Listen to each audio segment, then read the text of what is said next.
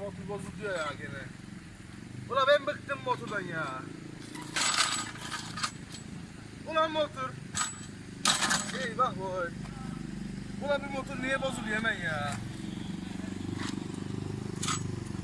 Motor da bir ayrı dersin.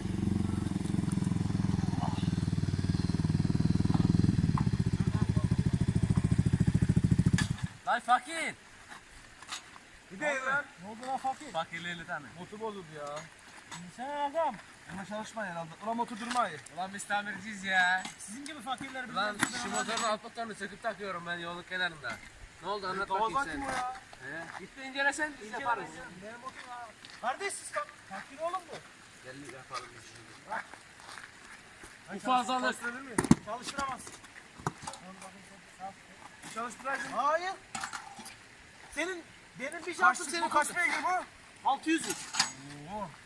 Oğlum benzin var koltuk fazlalık şunu attım Ha ağırlıktan o değil. fazlalık oluyor zaten. Ulan koltuğu niye çıkardın? Gel Yok incele fazlalık incele. yok.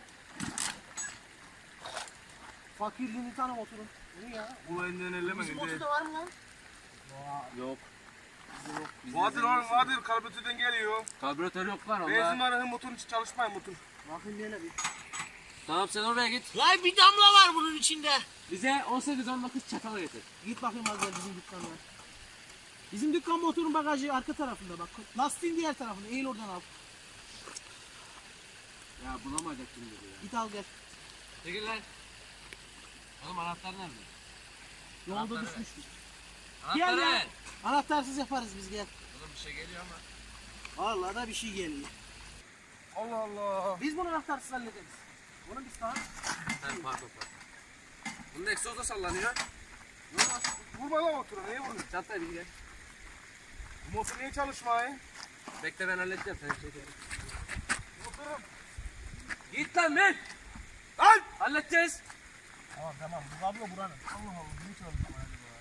Dur buldum ben ya onu dur şurada bir. Taş yok mu taş? Burada taş var. Güzelmiş ha. Şekil. Of be.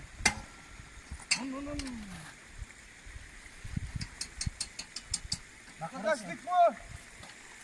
600'lük. Ya kaç basıyor bu? Oğlum anahtar yok. İmza var atayım. Valla. İyiymiş lan bu. Ne de atayım? Bana satsa bunu. İlk önce kendi motorumu tamir et. Oğlum bunda gerekli bir şey yok. Bunda gerekli bir şey yok. Yok kıyafet vardı onda ya. Tamam ben hallettim ya bunu. Ha hallettin Çalışıyor mi? usta önüne motor. Şurasında da bir vidayla dur. Orada taş var taş da. Oldu mu oldu mu? Oldu. Kaç bakalım bir. Dur şunda bir dakika. Şurada Tamam kaç. Gözüm mezun Koltuğumu doldu. alayım. bu lazım değil. Başlarım ben böyle motora ya. Sınava gideceğim ben Hadi git. bununla. Hadi git.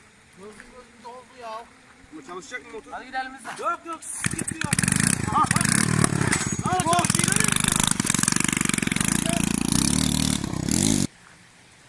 Ya oğlum. Benim bu adamla. Oğlum bu arada sıkıntı yok da bu adam gitti inşallah düzgün yapmıştırız ha. Oğlum benim elimden gelen iş ya motor yanar. Oğlum ya bağırıyor yolda yine adam. devam eder. Yanmam bir şey diyor. Kanka ya yolda yanar dedim ya devam eder demedim ben sana. Sıkıntı Bağırıyor yok. ama. Yok ben yansın hadi gidelim biz. Koltuğu sakla. Boş ver. Oğlum bir adam bağırıyor mu? Aralım bir yandan. Yok varırız hadi bin. Bak senin yaptığın motora hayır mı gelir ya? Hayır gelir gelme mi indi? Hayır gelir. Evet gelmez hiç. Dur elim kaydı. Motor yanıyor. Motor yanıyor motor. Oğlum yani. Allah!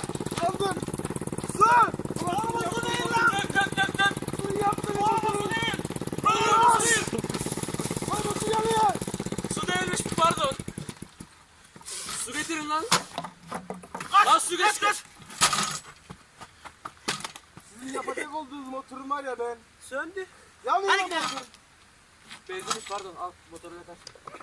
Hadi görüşürüz. İyi günler. İyi işlemler.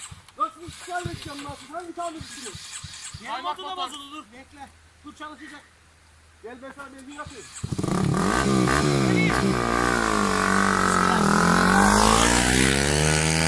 Motor ne amına koyayım ben ya?